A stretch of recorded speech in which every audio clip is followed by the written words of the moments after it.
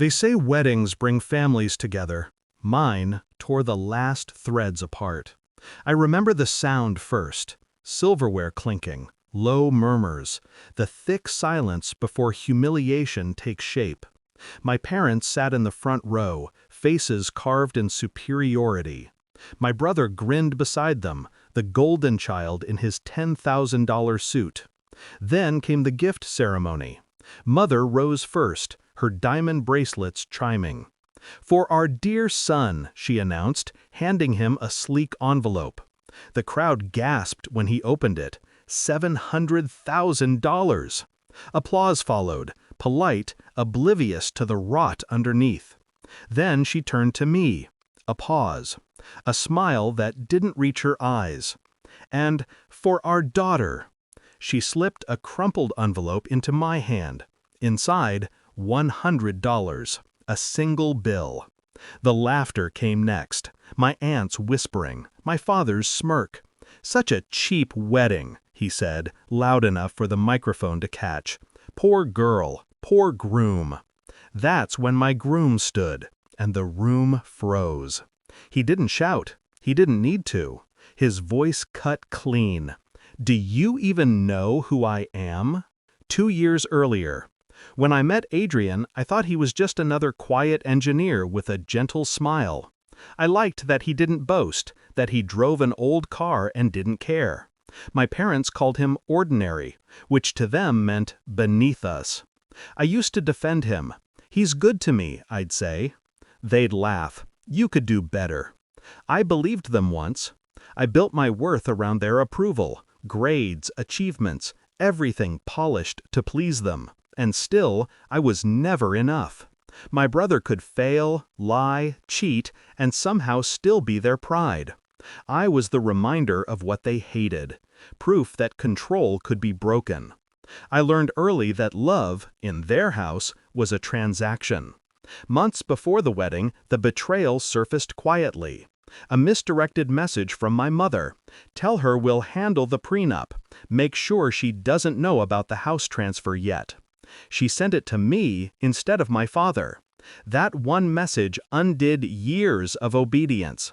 They planned to use me, to marry me off cheap while moving assets into my brother's name.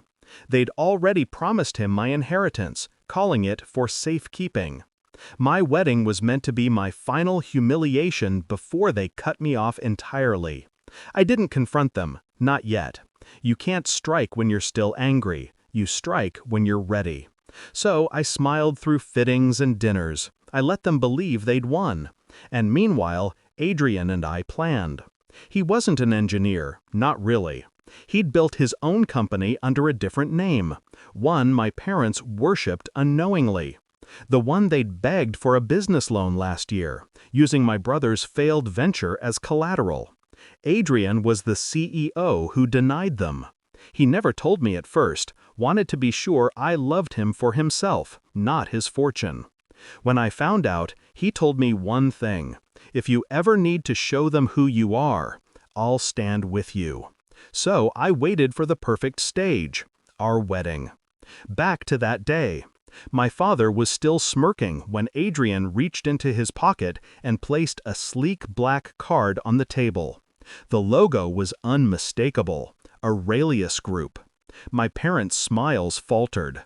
"I'm Adrian," he said evenly, "owner of the company you've been begging for an extension from, the same one that holds your mortgage." You could hear the collective intake of breath. My brother's hand twitched. My mother went pale. My father tried to recover. "This is some kind of joke." Adrian turned to me. "Actually," he said softly, "it's justice." He pulled out a folder. The loan agreement, the default notice, the foreclosure schedule, everything perfectly timed. Their house, their cars, all of it tied to the company they'd insulted moments before. Gasps rippled through the crowd. I didn't speak until the end. I wanted silence to stretch, to hurt.